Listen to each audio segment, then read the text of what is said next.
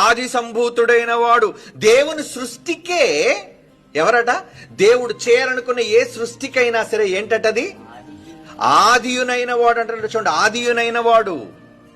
చెప్పు సంగతులు అంటే దానిని ఆల్ఫా ఒమేగా ఆయన గూర్చి వ్రాయబడుతున్న మాట్లాడి యేసు ప్రభు వారిని గూర్చి అల్ఫా అని ఒమేగా అని వ్రాయబడింది. అవును, యేసుక్రీస్తు వారు అల్ఫా ఒమేగా.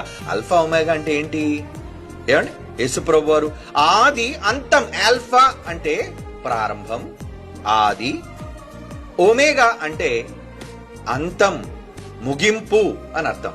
అంటే యేసు దేనికి ప్రారంభం, దేనికి ముగింపు?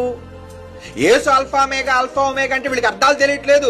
ముందు నుంచి ఉన్నాడు, ముందు నుంచి ఉన్నాడు, ముందు నుంచి ఉన్నాడు అనేది కాదు. ప్రతిదానికి ప్రారంభం ఆయనే, ప్రతిదానికి ముగింపు ఆయనే. ఆల్ఫా ఆయనే, ఒమేగా ఆయనే. ఇది ఎక్కడెక్కడ ఉంది? ప్రకటన గ్రంథం 1:8 కావచ్చు, ప్రకటన 21:6 కావచ్చు, ప్రకటన 22:13 కావచ్చు. ఈ మూడిటిలోనే అల్ఫా నేనే, ఒమేగా నేనే అనే సంగతి చెప్పాడు. ఇంతకీ అల్ఫా ఒమేగా అంటే ఏంటి? ప్రారంభం, ముగింపు.